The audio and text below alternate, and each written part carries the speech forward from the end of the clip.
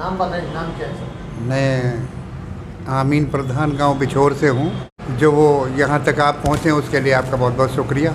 असल में बात ये है, रमज़ान जी बहुत भी पहले मैंने तो ईमानदारी से बहुत संगठनों में काम किया, पहले भी माइसो के लिए भी काम किया, उसमें भी संघर्ष किया, फिर अखिल भारतीय शहीदान सभा में भी काम किया, उसमें भी काम किया, ग्रामीण कल्याण युवा संगठन जो बनाया उसमें भी काम किया। बहुत सारे संगठनों में मैंने काम किया और सारी बुराइयों के ख़िलाफ़, यहाँ तक कि हमने मौलवी कासम तक को भी यहाँ ला करके, ये अनाज मंडी में आपने देखा होगा, उनका भी हमने एक बहुत बड़ा प्रोग्राम कराया।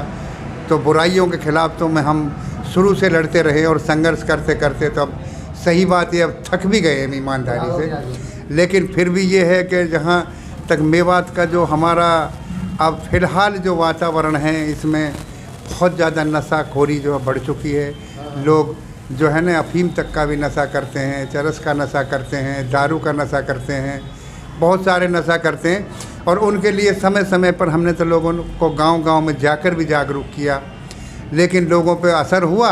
लेकिन थोड़े दिन के बाद वो संगठन जब ढीला हो जाता तो लोग भी ढीले पड़ जाते हैं। अब आपकी क्या अपील है? मेरी तो अपील ये है क्षेत्रवासियों से, खास करके अपील तो सारे ही हरियाणा वासियों से, लेकिन मेवात के लिए खासकर मेरी अपील है युवाओं से, वो नशा मुक्ति छोड़ दें और नशा से जो है मुक्ति पाएँ किसी भी तरीके से। नशा एक ऐसी बीमारी है जिस युवक को लग जाता है वो उसका नाश ही कर देता है, और उस एक दिन ऐसा आएगा कि नशे के चक्कर में आकर के ना वो अपनी जीवन लीला समाप्त कर लेता है। इतनी भयंकर बीमारी उनको घेर लेती हैं। और दूसरी बात ये है कि जैसे आजकल आप देख रहे हैं बहुत से यूट्यूब चैनल चल रहे हैं, जगह जगह कोचिंग सेंटर चल रहे हैं नौजवानों को जो पढ़ाने के लिए, आगे बढ़ाने के लिए, मेरिट में आने के लिए। जो बच्चे जो वेल एजुकेटेड हैं या अच्छी शिक्षा ले रहे हैं, वही बच्चे अब टेस्टों में आगे बढ़कर नौकरी हासिल कर रहे हैं। लेकिन जो बच्चे जो है पढ़ाई से वंचित रह जाते हैं, वो ना इधर के रहते हैं ना उधर के रहते हैं, है ना। बच्चा पढ़ लिख कर ही जो है आगे बढ़ता है। पढ़ने लिखने के लिए बच्चे को रात दिन मेहनत करके, कठिन परिश्रम करके ही बच्चा अपने आप को जो है अपनी जो है उस सीढ़ी पे ले जा सकता है जो दूसरे बच्चों के कंपटीशन में जब आ जाता है बच्चा। तो मेरी यही अपील है।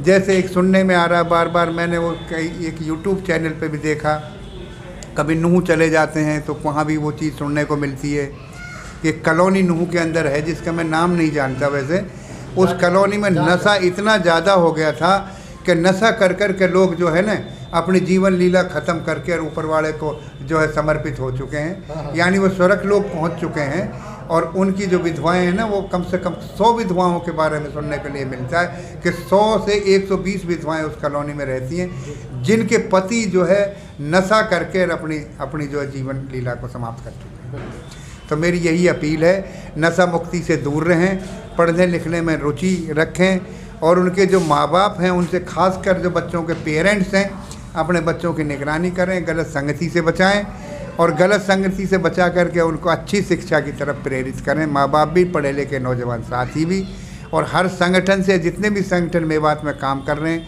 चाहे कोई सामाजिक संगठन है या कोई रजिस्टर्ड है चाहे बगैर रजिस्टर्ड है, उन सभी से मेरी अपील है कि नौजवान तबके को खास करके जो है सुधारने की ज़रूरत है और सुधरने की ज़रूरत है।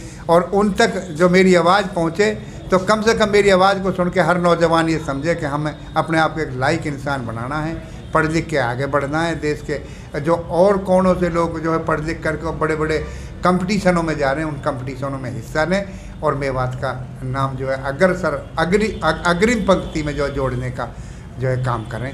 यही मेरी सबसे अपील है। नाम क्या है? मेरा नाम तौसीफ खान है, गांव बीसरू। जनाब, नशा मुक्त को लेकर क्या कुछ कहेंगे? देखिए, नशा हमारे समाज के लिए एक अभिशाप है और नशे के कारण युवा पीढ़ी दलदल की तरफ फंसती जा रही है, जिसकी रोकथाम करनी बहुत ज़रूरी है।